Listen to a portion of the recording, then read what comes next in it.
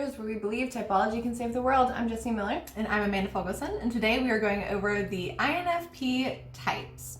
Okay, just a reminder that this series is a teaser leading up to our 16-episode podcast series, which will be airing sometime in 2020. And as soon as we get 100 of each of the 16 personality types. So if you haven't interviewed with us, go ahead and shoot us a message. We're on Facebook, Instagram, Reddit, and Discord, or leave a comment below and we will reach out. Another quick reminder is that anyone can be anything. And we say this in the beginning of each video because we know how easy it is to confuse some of these functions if you haven't really researched them well on your own, or if you've maybe listened to some of the stereotypes that are on the internet, as we all have at one point or another. So we really like to make sure and just kind of state in the beginning of these videos that you may relate to some of the examples that we give or some of the functions that we talk about, but that does not mean that you use that function, nor does that mean that you are that type.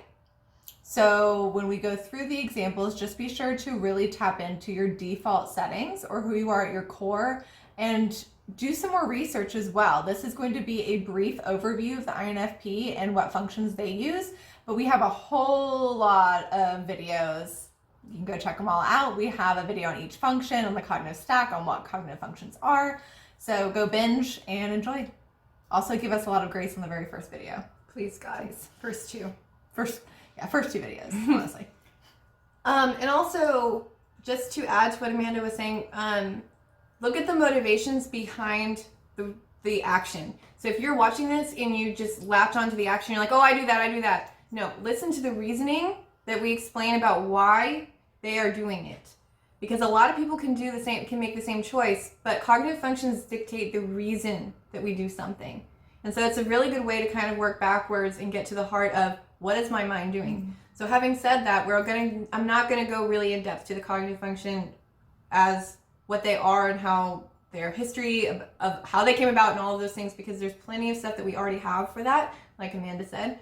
But just look at those actions as we were talking about, or the motivation as we talk about the actions. So for INFPs, before we get started, because I think at last count, I'm in 45 Facebook groups for MBTI, and then on Reddit, I'm in 13.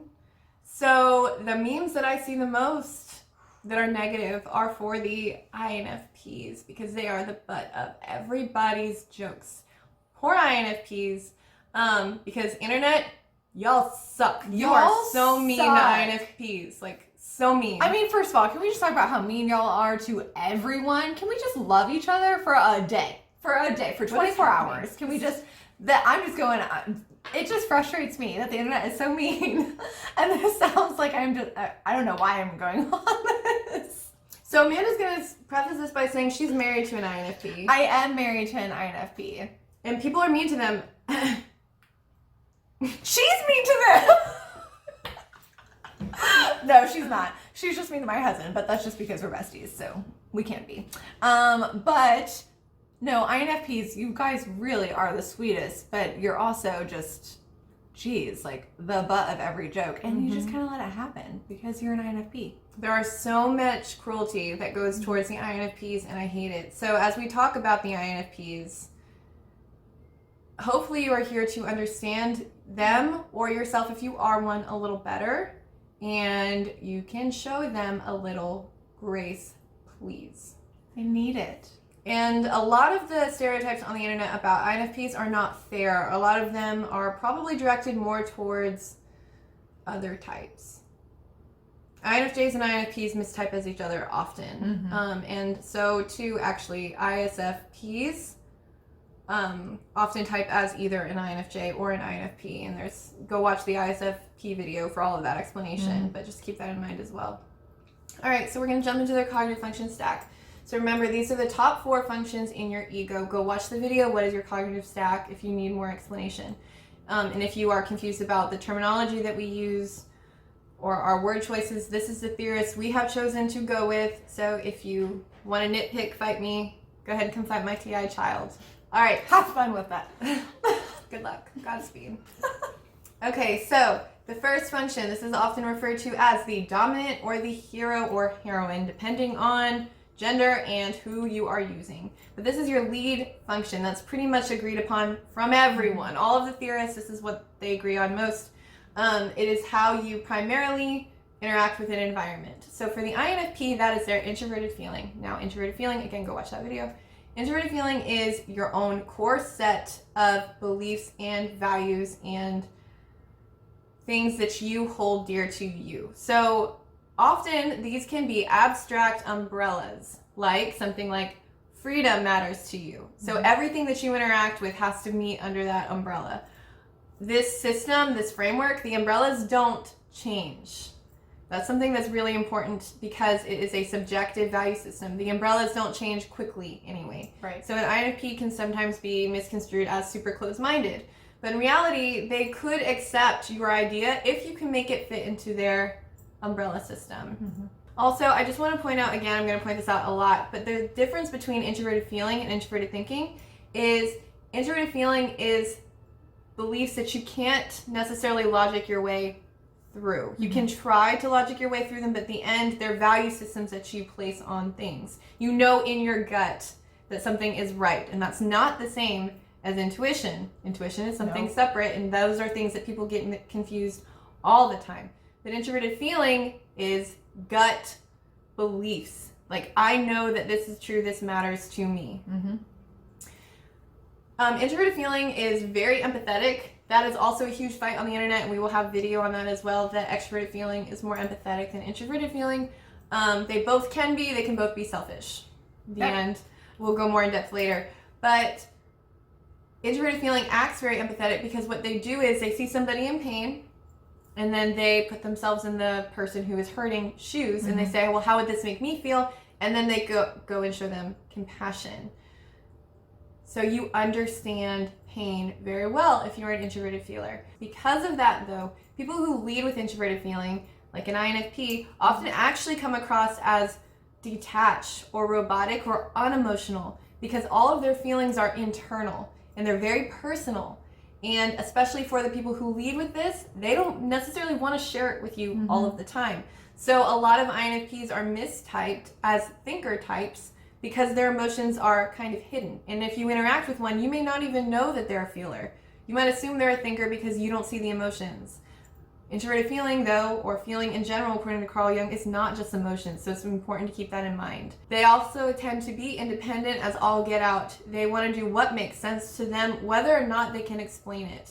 So they have their core system of beliefs, and everything they do has to align with it. And so if they interact with a person who is doing a action that does not positively reflect in the INFP's infrastructure, then they may reject that person. Because again, it's all about their value system. They have a strong personal moral compass. They will be the people who walk into like a party and see someone doing something that they don't agree with, like drugs or cheating or something like that, and they will immediately turn around and just be like, not for me. They could. Sometimes they don't depending on what's in their value system, because otherwise their value system could be like, hey, give me a hit of that. Yeah, absolutely. Absolutely. It just depends on what is in their introverted But it's feeling. like whenever, if it doesn't fit, then it's done, like over. It's in that moment, they're not going to be able to switch it fast enough to be like, oh, now I suddenly agree with this. Like Jesse was saying in the beginning, it takes time, if ever, to switch your value system. So, as an INFP. They have a lot of interest too in the things that make other people emotional. So I have a really close friend who's an INFP, and he likes to watch super hardcore emotional movies because he has explained it to me is if he's going to feel an emotion, he wants to feel the strongest one he can. So he watches all sorts of things that I would never watch. So they can be incredibly sensitive.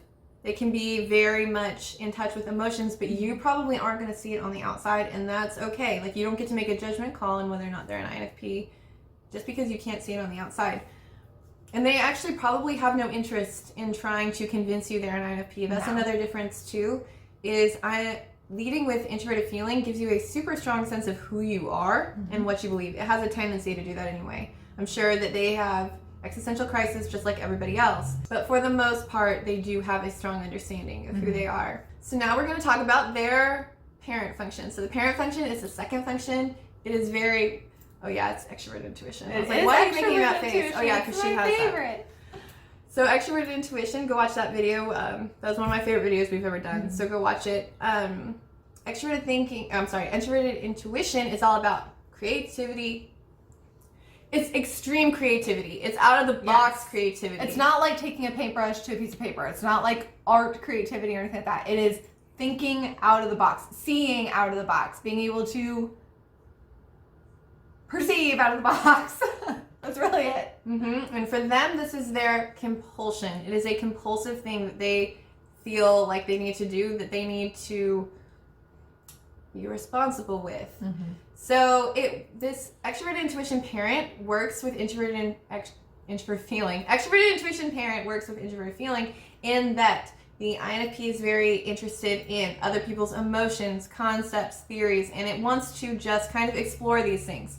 Extroverted intuition, if you are a lead extroverted intuitive, usually means that you actually want to go out and physically do things. For an INFP, not so much. It's more of an internal exploration, and we talked about that in the INTP video as well. Sometimes this means that they like really unusual things, so they can like, and the reason that so here's the thing, a lot of people like unusual things, but their motivation is because extroverted intuition wants to make connections between things that don't really go together. They're looking for exploring all of these theories and connecting them. So they will try to connect their comic books to something that's happening in the real world. I see INTPs do that all the time. INFPs can do the same thing. It's like they're trying to make all of these connections between things that may not necessarily connect, but extroverted intuition sort of drives them or compels them to do that. It also makes them amazing authors. Like they can create like the most beautiful worlds and most creative worlds, in the sense that when they write something, it's probably a storyline or a place that you've never pictured before. Not something that's ever been done before, usually. Or if it is like an umbrella of what's been done before, they've taken some sort of twist on it that was just like so new and exciting. This also makes them so much in their head. They spend so much time in their head exploring these worlds that they've created. So if you've seen any of our introverted videos, we talk about how introverts spend a lot of time in their head.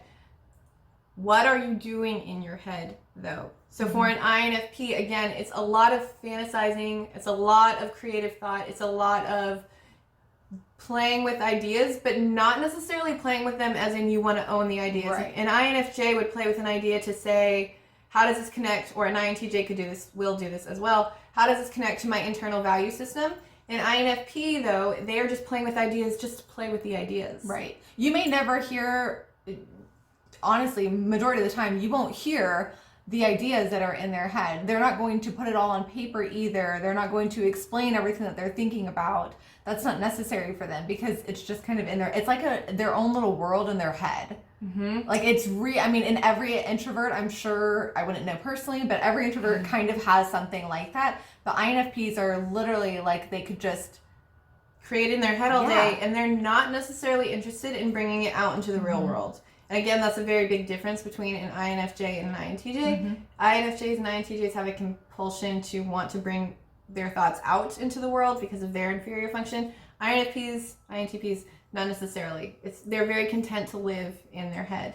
So again, the INFP is a perceiving bridge type. So they have their extroverted intuition parent, but then they have introverted sensing child. And again, they can use this almost equally. So these two things kind of fight for the judging, for the decision-making process in an INFP. Introverted sensing is when you look at everything through the lens of all of your personal experience, everything that you've learned, everything that you've encountered. So when you interact with an object, if you are using introverted sensing in that moment, that means that you are filtering it through any time you've encountered that object in the past. So it can tend to create a sort of system of routine, of stability. Sometimes it's even been referred to as a comforting thing. It doesn't necessarily have to be, though, depending on what routine that they've established.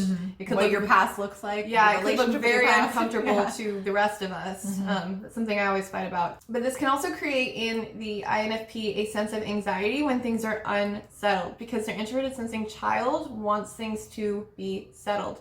And if a INFP is not feeding their extroverted intuition with different things to explore, different ideas to play with, different novelty things, what they have a tendency to do is they have a tendency to loop. And so they will go from their introverted feeling into their introverted sensing.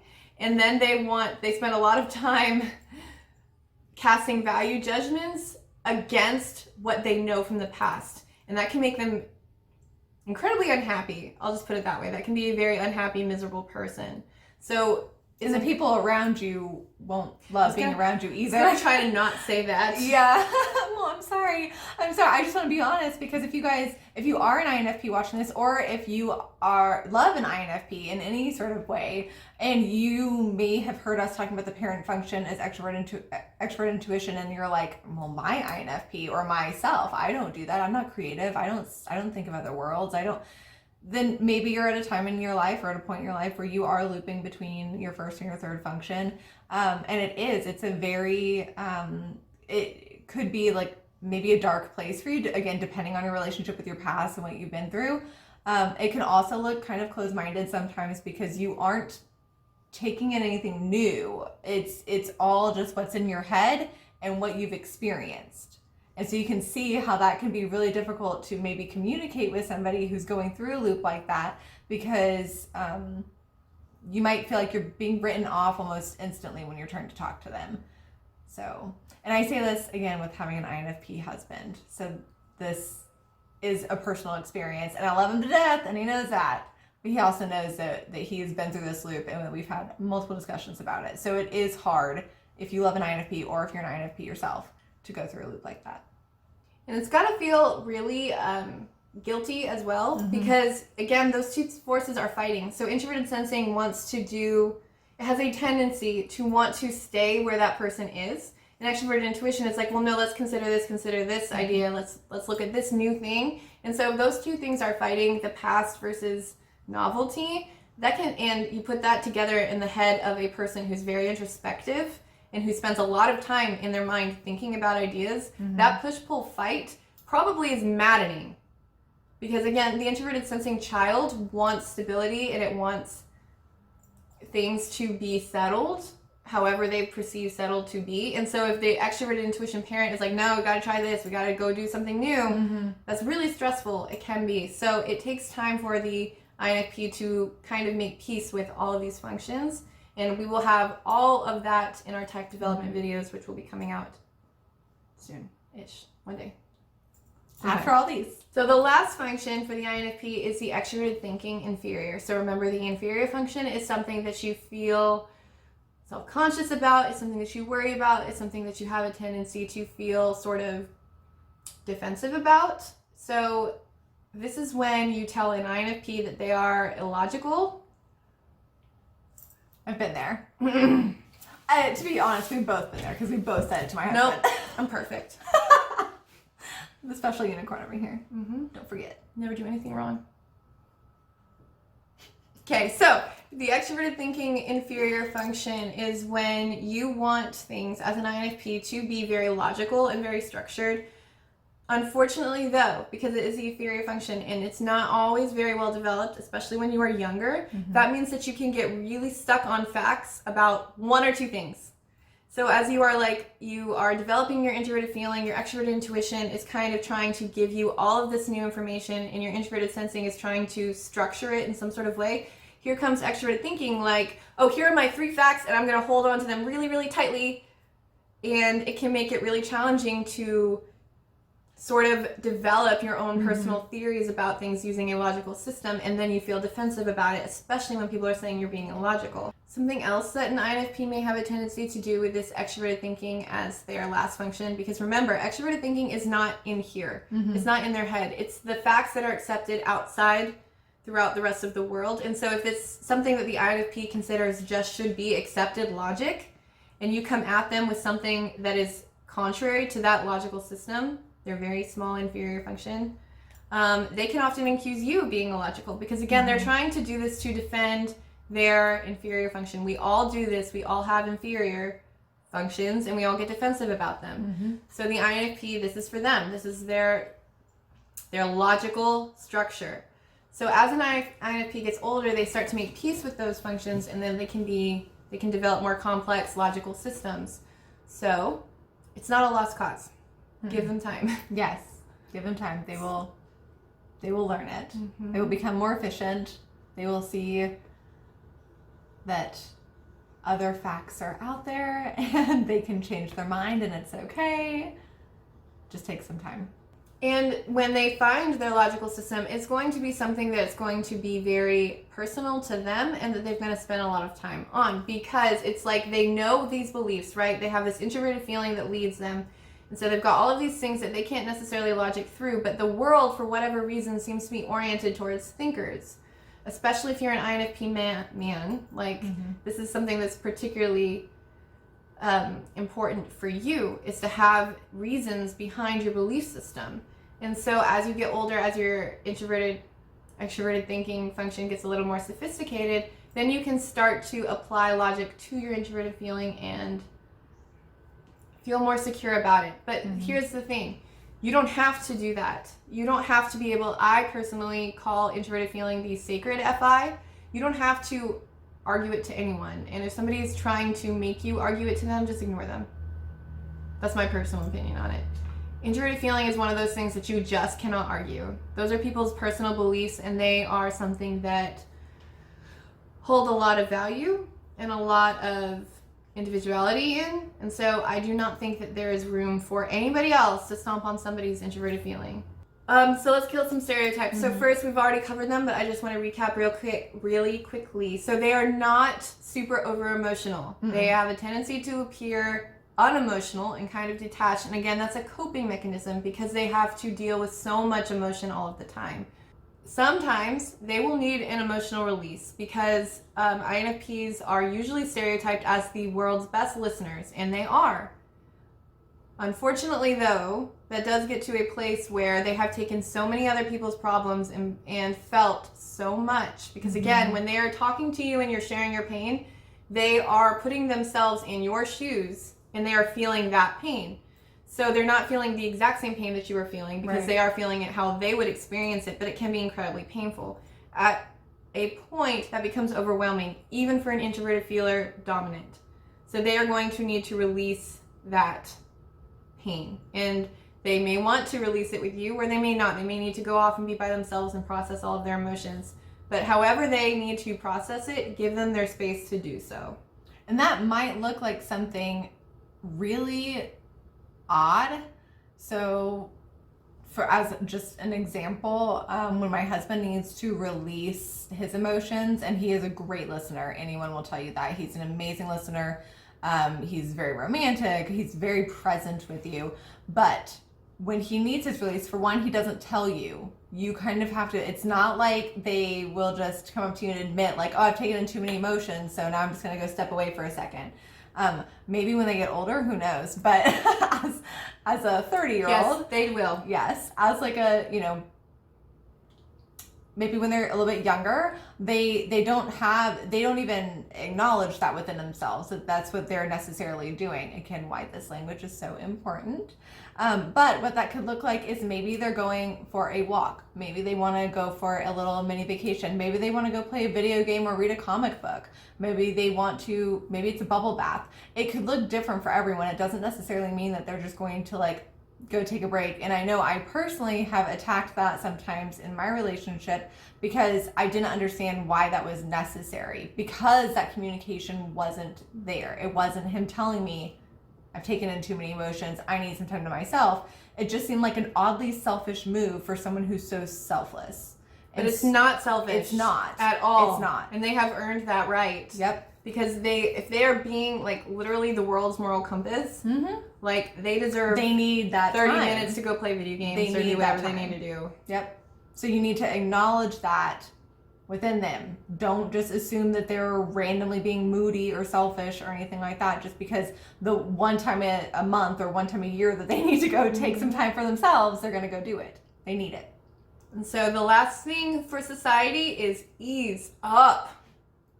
Ease up. Give them a break, man. Oh my God. Like, I spend most of my days talking to people on the internet because that is what I love most in the entire world. But I know, as somebody who has introverted thinking, I have had problems with introverted feeling in the past. and that's how I developed as I got older. You do not mess with a person's core like that. It's just, to me, it's just an atrocity when somebody does that. When you're stomping all over somebody's beliefs and you don't understand how they got them there, it's not up to you. You don't get to, as a thinker person, you don't get to make a judgment on somebody else's feelings. You just don't. The end. And they don't have to justify it to you. So I think that's where a lot of the memes come from on the internet, is people who just don't understand how introverted feeling works. So my thing is, just get over it. They're not hurting you. Just let them have all of these different belief systems, because at the end of the day, the world is better because of them. Because they're guiding with their feelings and their personal belief systems and what they think is right. And they don't have to become just logical to make it work, because not everything in life can be logic. As much as I wish sometimes that it could be, the reality is it just can't. So you, INFPs, continue being the world's moral compass. Continue being the people who are so creative and so expressive. If you are in a science field, then you probably are the most ethical scientist ever. Not necessarily, but you could be. If you are a professor, then again, you are living up to your own moral code. So your role in society is to do whatever it is that your introverted feeling tells you to do. Follow that, and you can never stray wrong. No, you will never go wrong as long as you follow your introverted feeling. Because being human is hard. This should make it just a little bit easier. Thank you for watching our video. We appreciate it so much. Every time we do these, we just can't get over how much support that we are seeing from you guys. And even though I yelled at the internet in the beginning of this video, I'm not sorry about it. I did do that. But I'm not sorry about it, because y'all need to ease up to some people and just love people. And our world needs that truly now more than ever. So, anyways, like, subscribe, comment, share. Again, we are on Instagram, Facebook, Reddit, and Discord. And we still need more interviews. So like we said in the beginning of this, and go back to watch Welcome to Typecast Heroes whenever you get a chance, to learn more about this project, we need 100 of each of the 16 personality types before we can release that podcast this summer, or this year. Yep. So if you can go ahead, and if you've already done the interview, go ahead and share our information with your friends and family. We so appreciate it. It's unbelievably helpful. And if you haven't interviewed, leave a comment below, or again, message us on any of those social media outlets, and we'll get you in. We appreciate it, and we love you guys. Bye. Bye. Let's gather around the type fire and sing our type fire song. Our MBTITYPOLOGY song. And if you feel uncomfortable, then know there's nothing wrong.